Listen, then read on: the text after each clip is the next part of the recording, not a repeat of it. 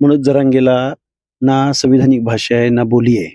उद्या काय बोलेल आणि संध्याकाळी काय बोलेल याचं कुठलंही सोयरसूतक नाही. मनोज जरांगे हा आळवावरची फदफद आहे. मनोज जरांगे हा जशा त्या पावसाळ्यात जशा छत्र्या उगवतात, ते छत्रीसारखं तो माणूस आहे. अनावधानानं, अपघातानं झालेलं नेतृत्व आहे. त्यांना 18 पगड जातीची भाषा माहीत नाही. त्यांना इथले दीनदलित माहीत नाहीत. त्यांना इथला ओबीसी माहीत नाही. त्यामुळे मनोज जरांगेला अजून खूप पुढचे दिवस बघायला भेटणार. आज देखील धनंजय मुंडे यांच्या संदर्भात खालची भाषा जी आहे ती त्यांनी वापरली खरकट. लक्ष्मण हाके माझ्या सोबत आहेत. आज पवन करवरच्या या प्रचारादरम्यान आलायत. मोठा प्रतिसाद देखील मिळतोय. नेमकं मतदारांसोबत देखील संवाद साधतायत. काय चित्र राहील असं वाटतंय? आता जो आम्हाला प्रतिसाद भेटतोय, पवन करवर यांच्या या जिल्हा परिषद गणामध्ये मी फिरतोय सकाळपासून. हा जो प्रतिसाद आहे, हा जर मतात परावर्तित झाला आणि तो होणारच आहे, तर आम्ही 100% हा पॅटर्न जो आहे आमचा, हा पॅटर्न आम्ही पुऱ्या महाराष्ट्राला दाखवून देणार आहोत. बरेच ओबीसी मधले उमेदवार आहेत, मात्र पवन करवरच्याच या प्रचारादरम्यान आलात. कोणच काय पवन करवर हा भिडणारा कार्यकर्ता आहे, संविधानाची भाषा बोलणारा कार्यकर्ता आहे आणि उद्याच्या भविष्यामधला तो एक चांगला सर्व समावेशक भूमिका घेणारा कार्यकर्ता आहे. त्यामुळे पवन करवर निवडून जाणं आज आम्हाला आवश्यक आहे.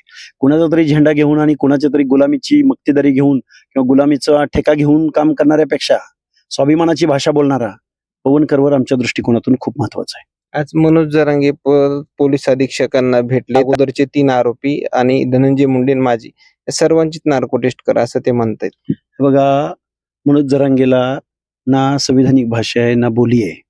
ना मनोज जरांगे काय बोलतो, आज काय बोलेल, उद्या काय बोलेल आणि संध्याकाळी काय बोलेल याचं कुठलंही सोयरसूतक नाही. मनोज जरांगे हा आळवावरची फदफद आहे.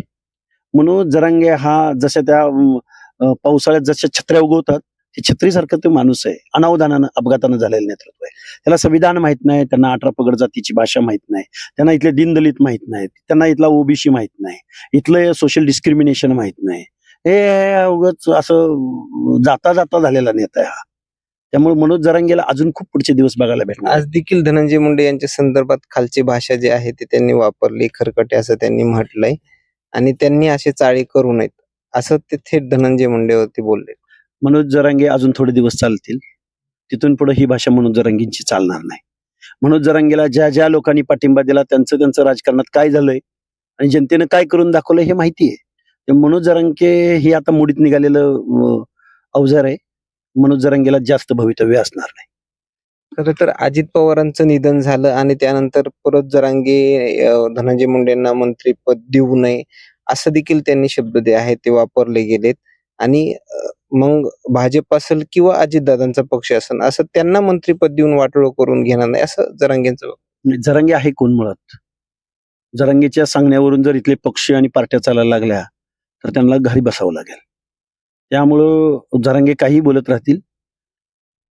ही जे नेतृत्व आहेत हे खूप वर्षातनं आणि खूप मोठ्या समूहाचं लोकशाहीमधल्या जो सर्वोच्च उत्सव असतो लोकशाहीचा निवडणुका, त्या निवडणुकामधून जिंकून आलेले हे नेते आहेत.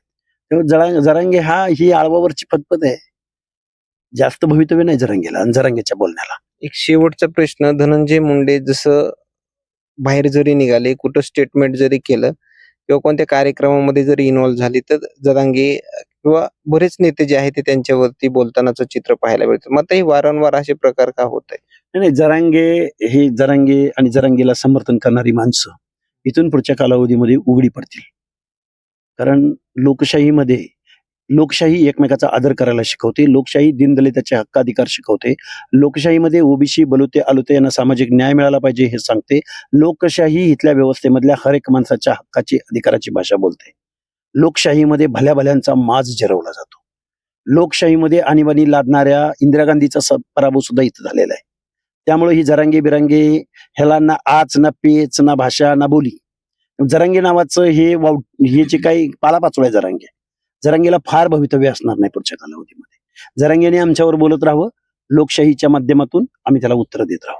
मुंडेंनाच का वारंवार टार्गेट करतात असं वाटतंय? काय पहिल्यांदा छगन भुजबळांना केलं, त्यानंतर फडणवीस आणि त्यानंतर मुंडे.